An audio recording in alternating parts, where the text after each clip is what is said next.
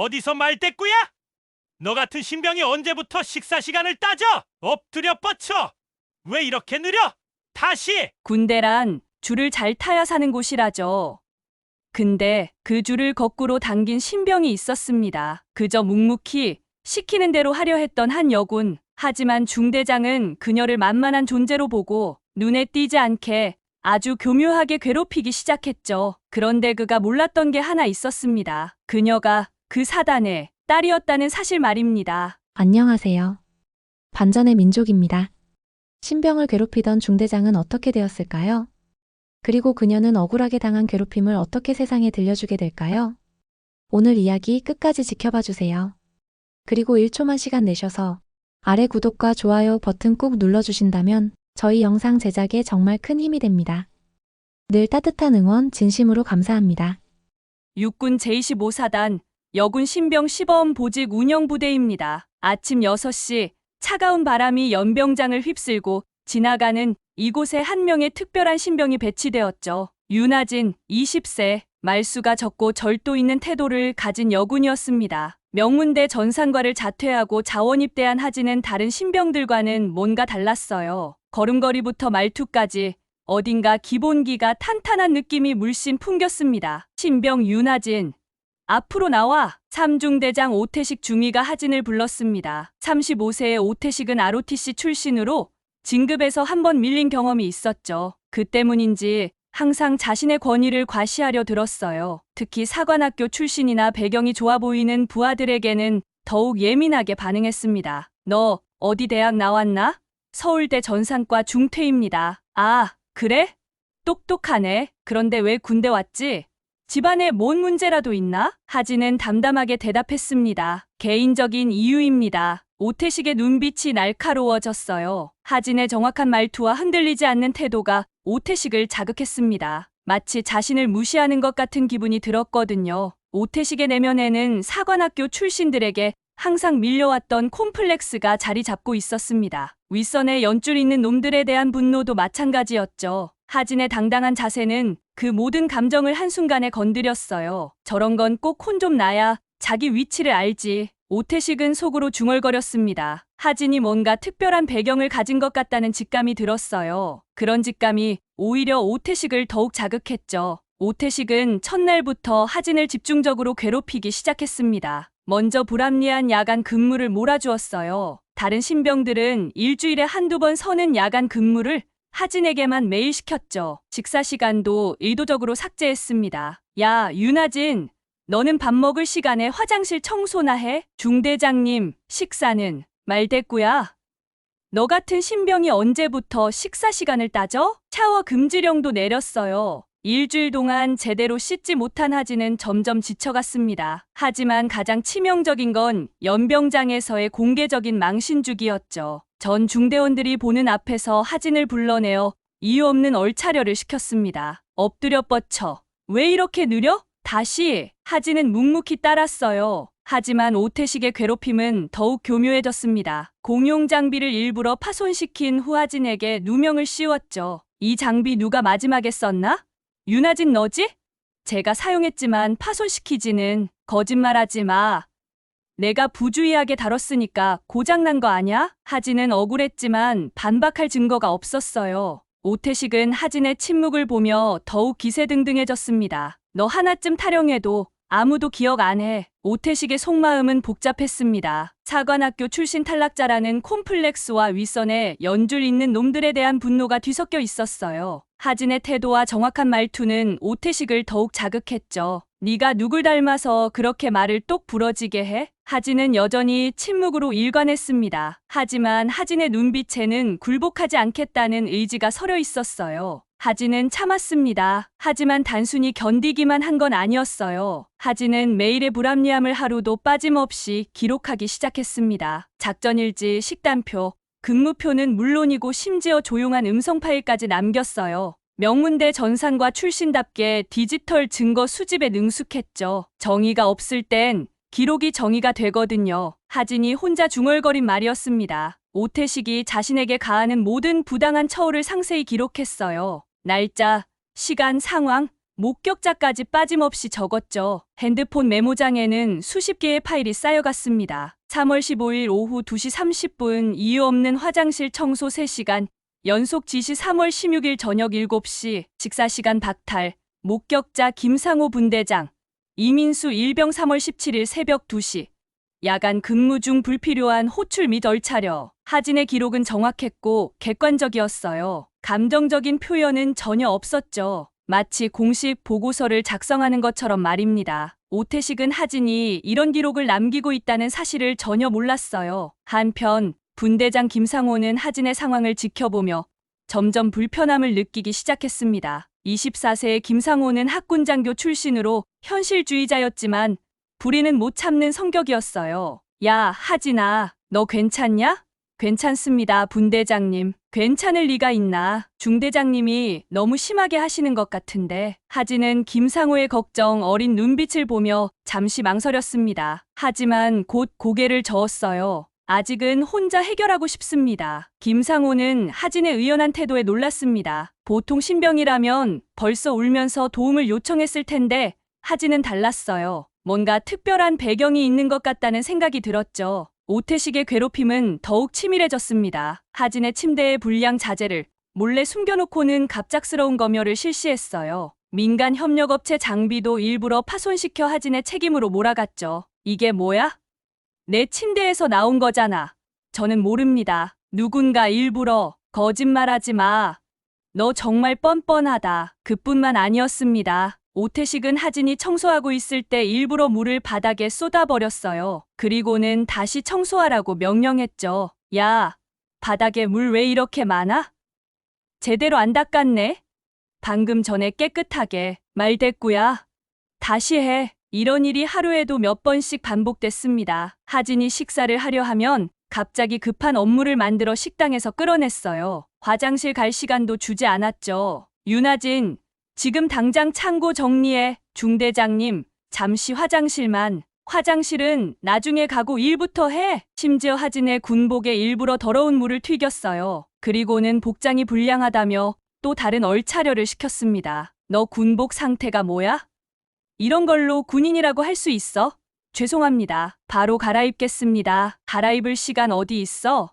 그냥 그 상태로 운동장 10바퀴 뛰어. 하진은 분명히 누명이라는 걸 알고 있었지만 증명할 방법이 없었어요. 오태식은 이런 상황을 즐기는 듯 했습니다. 하지만 하진은 이런 상황마저도 빠짐없이 기록했어요. 3월 20일 오전 10시 침대 검열 중 의도적으로 설치된 것으로 보이는 불량 자재 발견. 3월 20일 오후 2시 청소 중 중대장이 의도적으로 물을 쏟음.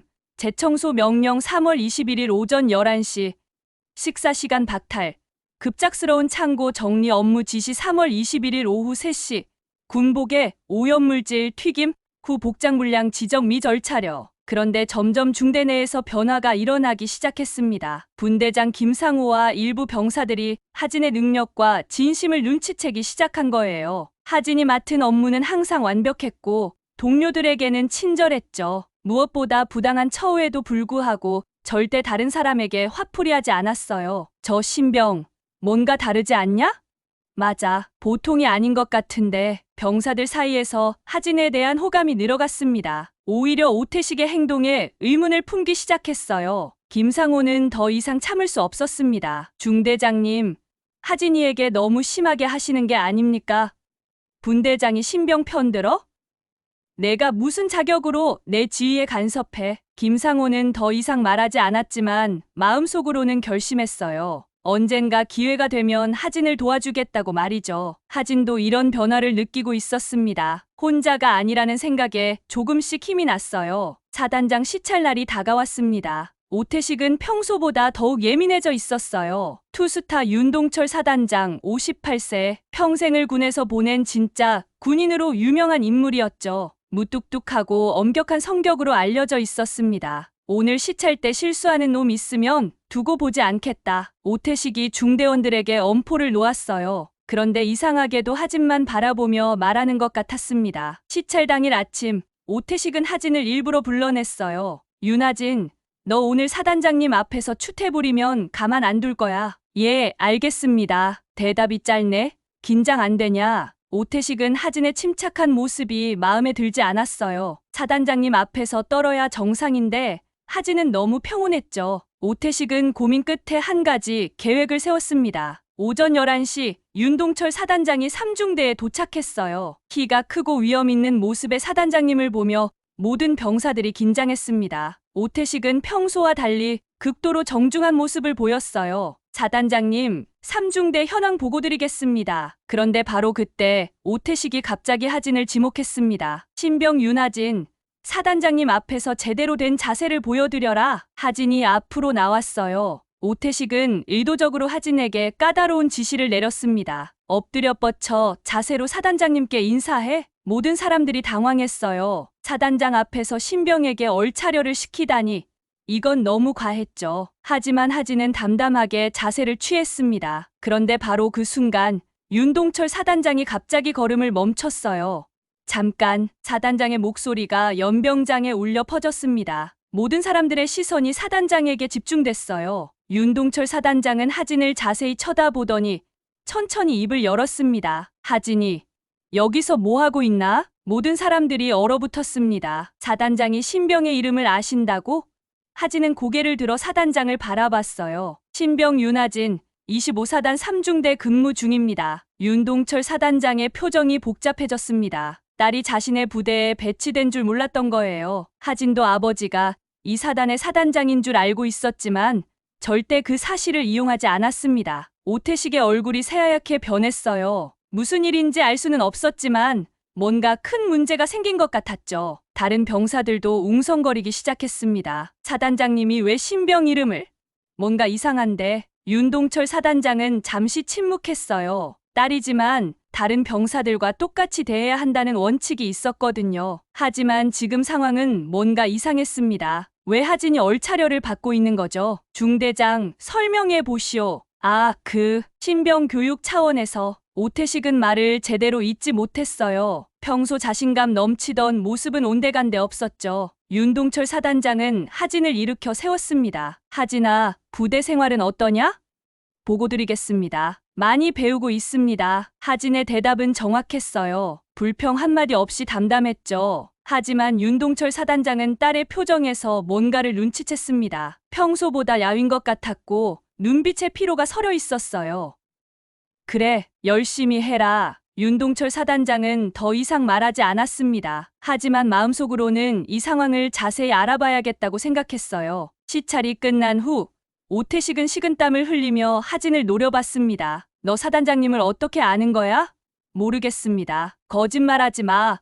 분명히 뭔가 있을 거야. 오태식은 점점 불안해졌어요. 하진이 정말 특별한 배경을 가진 것 같았거든요. 하지만 하진은 끝까지 침묵을 지켰습니다. 그날 밤 오태식은 잠을 이루지 못했어요. 오태식은 밤새 잠을 이루지 못했습니다. 사단장이 하진을 아는 관계라면 자신이 지금까지 한 행동들이 모두 문제가 될 수 있었거든요. 다음 날 새벽부터 오태식은 황급히 증거 인멸에 나섰어요. 야, 하진 관련 기록들 다 지워. 중대장님, 그게 무슨, 묻지 말고 시키는 대로 해, 당장. 오태식은 부하들에게 거짓 진술을 종용했습니다. 하진을 괴롭힌 적이 없다고, 모든 게 정당한 신병 교육이었다고 말하라는 거였어요. 하지만 이미 늦었습니다. 하진이 기록한 모든 자료는 개인 핸드폰과 국방부 서버에 백업되어 있었거든요. 한편 윤동철 사단장은 조용히 조사를 시작했어요. 딸의 부대 생활에 직접 개입할 수는 없었지만 뭔가 이상한 낌새를 느꼈거든요.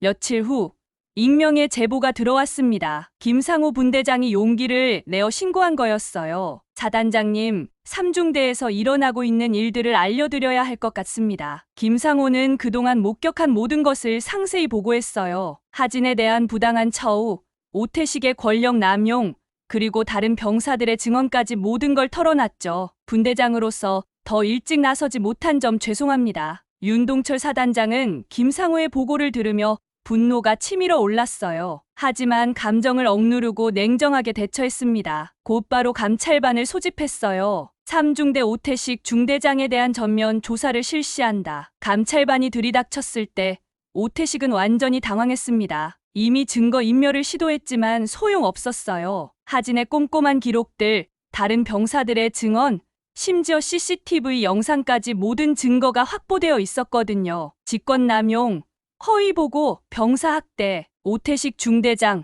당신은 군의 수치입니다. 감찰관의 차가운 목소리가 오태식의 심장을 얼어붙게 만들었어요. 35년 인생에서 가장 절망적인 순간이었죠. 며칠 후 연병장에서 오태식의 최후가 펼쳐졌습니다. 전 중대원들이 지켜보는 가운데 오태식은 군복이 벗겨진 채 수갑이 채워졌어요. 한때 절대 권력을 휘둘렀던 중대장의 초라한 모습이었죠. 그래, 이번엔 진짜 끝났구나. 병사들은 조용히 고개를 끄덕였습니다. 정의가 승리한 순간이었어요. 하지만 하진은 복수에 대한 쾌감보다는 안도감을 느꼈습니다. 이제 다른 후임들은 자신과 같은 고통을 겪지 않아도 되겠다는 생각이 들었거든요. 며칠 후 하진은 예상과 달리 군을 떠나지 않았어요. 오히려 훈련소, 교육 조교로 전출되었습니다. 자신의 경험을 바탕으로 후임들을 올바르게 교육하고 싶다는 의지가 있었거든요. 나도 한때 여군이 아니라 병사가 되고 싶었던 적이 있었거든요. 하진은 신병들에게 말했습니다. 계급이나 성별에 관계없이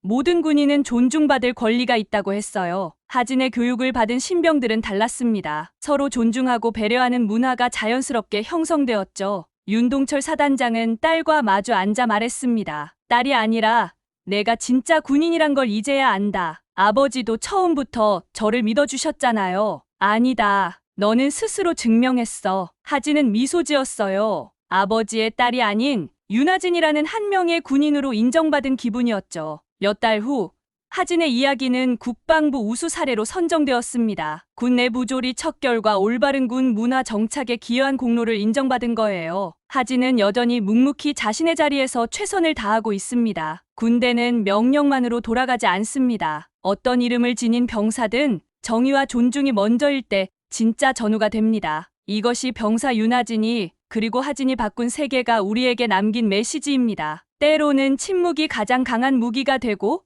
기록이 가장 확실한 정의가 된다는 것을 보여준 이야기였죠. 오늘의 사연 어떠셨나요? 여러분도 부당한 일을 당했을 때 하진처럼 침묵하지 말고 용기 있게 목소리를 내시길 바랍니다. 정의는 결국 승리한다는 것을 잊지 마세요. 하지만 과연 하진이 사단장의 딸이라는 배경 없이도 같은 결과를 얻을 수 있었을까요? 여러분은 권력과 지위가 정의보다 우선시되는 현실에 대해 어떻게 생각하시나요? 댓글로 여러분의 군대 경험이나 비슷한 상황에서의 이야기, 그리고 이 논란에 대한 솔직한 의견을 들려주세요. 1번. 사단장 딸이어서 가능하다. 2번. 사단장 딸이 아니어도 정의는 승리한다. 그럼 이만 마치겠습니다. 시청해주셔서 감사드려요.